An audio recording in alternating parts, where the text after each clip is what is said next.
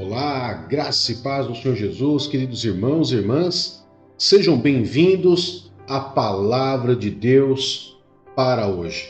A Palavra de Deus para hoje é um ensinamento para você que muitas vezes tem medo de maldições, medos de encantamento, medos de magia. Será que pega em cristão? Você se diz ser cristão? Pega, não pega? O que é a verdade que a Bíblia nos traz sobre essas maldições, sobre esses tipos de encantamentos, feitiçarias, né? De magias que é lançado muitas vezes, trabalhos que são feitos contra algumas pessoas. Elas pegam em pessoas realmente? Existem de verdade isso? Então eu quero trazer essa palavra para você que muitas vezes conhece um pouco, mas não sabe se, por exemplo, se ela pega em cristão ou não. Então eu quero, primeira coisa, para você, trazendo já tirando, né, da sua mente todo esse lado místico, todo esse lado místico sobre o encantamento, magia, feitiçaria que é lançado contra cristão. Primeira coisa, se você é verdadeiramente um cristão, e quando eu falo cristão, não basta ser batizado, não basta ir na igreja, mas você anda realmente com Deus, nos caminhos do Senhor, você pode ficar despreocupado. Fique despreocupado, porque maldição não repousa sem justa causa. E qual seria a justa causa? Você está em pecado ou você está andando fora dos caminhos do Senhor. Mas, se você não é cristão, não aceitou Jesus como Senhor e Salvador da sua vida, não acredita em Deus, é aí que com certeza vai repousar esse tipo de maldição na sua vida. Eu vou te contar uma história para que você possa entender. Muito antigamente, queridos, existia um povo chamado povo moabita. E simplesmente o povo de Israel estava chegando na sua terra prometida, acamparam perto dos moabitas e os moabitas ficaram apavorados, porque a fama de Israel é que aonde eles chegavam e com quem eles lutavam, eles destruíam tudo. Então a fama do povo de Deus era a fama de somente obter vitória. Com isso, Moabe, rei dos moabitas, manda chamar nada mais, nada menos do que um feiticeiro. Ou um profeta feiticeiro, um profeta bruxo, né? Que na verdade o nome dele é Balaão. Você já deve ter ouvido falar sobre Balaão, você já deve ter ouvido falar que a mula falou com Balaão, você com certeza já ouviu essa história. Então, a pessoa de Balaão nada mais é do que um feiticeiro. É um profeta que ouvia a voz de Deus, mas ele não andava com Deus. Eram coisas totalmente diferentes. E simplesmente Moabe mandou chamar Balaão para quê?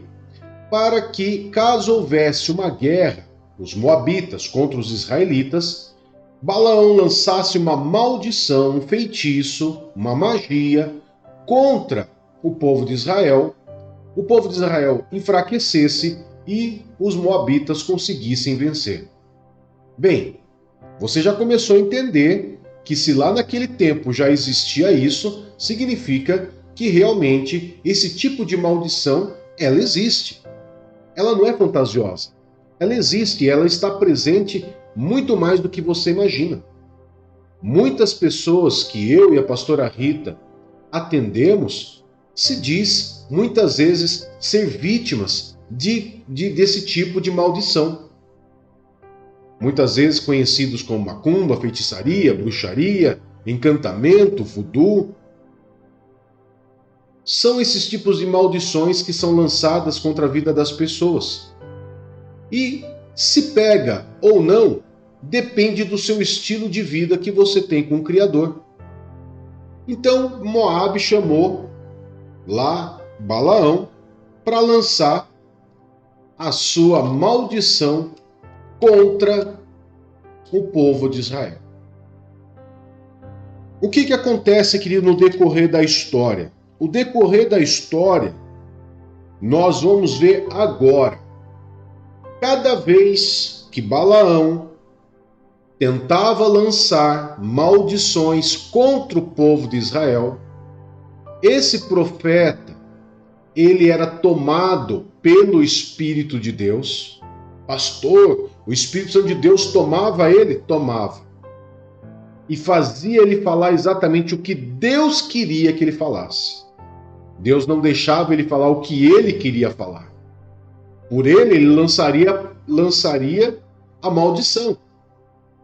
Mas o Espírito Santo tomava e ele era obrigado a declarar oráculos de bênçãos sobre o povo de Israel. O primeiro oráculo que eu quero que você me acompanhe está no livro de Números, capítulo 23, verso 8. Olha só para você ter uma ideia, eu estou pegando assim alguns pontos principais, para não ficar muito longo, para você ter uma ideia do que Balaão falava. Balaão falou assim, ó. Deus, lembrando que o Espírito Santo falando através de Balaão, né? Como posso amaldiçoar a quem Deus não amaldiçoou? Como posso pronunciar ameaças contra quem o Senhor não quis ameaçar? Já começou aí. O primeiro oráculo de Balaão já começou dessa forma. Balaão falando, como que eu posso amaldiçoar quem Deus abençoou? E como que eu posso pronunciar ameaça a quem Deus não ameaçou? Começou por aí. O segundo oráculo, queridos, a coisa ficou mais séria. A coisa ficou mais séria. No mesmo capítulo 23, no versículo 23, Números 23, 23, guarde esse texto na sua cabeça. No segundo oráculo de Balaão, foi tomado pelo poder do Espírito Santo de Deus e simplesmente ele falou o quê? Não há magia, presta atenção, não há magia que possa contra Jacó, nem encantamento contra Israel. Agora se dirá de Jacó e de Israel, vejam o que Deus tem feito. Ou seja, olha o que o próprio Balaão deixou claro, que por mais que fizessem magias ou encantamentos contra Israel, essa magia e esse encantamento não chegaria até eles. Por quê? Porque não há magia que possa, não há magia que suporte, não há magia que aguente, que chegue até Jacó, ou o encantamento que chegue até Israel. Israel é o povo de Deus, era o povo escolhido de Deus. Hoje, o povo de Deus é você, você que faz parte, você que creu em Jesus, recebeu Jesus como Senhor e Salvador da sua vida e que está andando nos caminhos do Senhor. Se você está andando com Deus, com o Senhor, não há magia contra a tua vida e não há encantamento contra você. Não há. É simples assim. Você não precisa ter medo. Eu conheço até pastores que têm medo.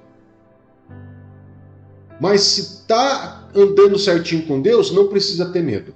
Você só precisa ter medo se você está fora da presença de Deus. Daí você precisa temer. Do contrário, queridos, você não precisa temer de jeito nenhum. E claro que teve outro oráculo, o terceiro oráculo, e o quarto oráculo também, aonde, ao invés de amaldiçoar o povo de Deus, ele abençoava. Ele abençoava. O Espírito Santo, o poder de Deus, não deixava que a maldição acontecesse. Por quê? Porque a maldição, queridos, a magia não pode contra Jacó, encantamento não pode contra Israel, e assim funciona hoje em dia. Então, se encantamento, magia, feitiço, macumba, feitiçaria pega em crente, depende do estilo de vida que você está levando. Não é porque você leva o nome de crente que significa que esse não vai funcionar. A Bíblia diz, vigiai e orai. Ou seja, você tem que vigiar, você tem que olhar para o seu estilo de vida. Você tem que olhar para o seu estilo de vida. No livro de Provérbios, você pode guardar esse texto com você, e é um texto que você deve levar o resto da tua vida, enquanto Jesus não voltar.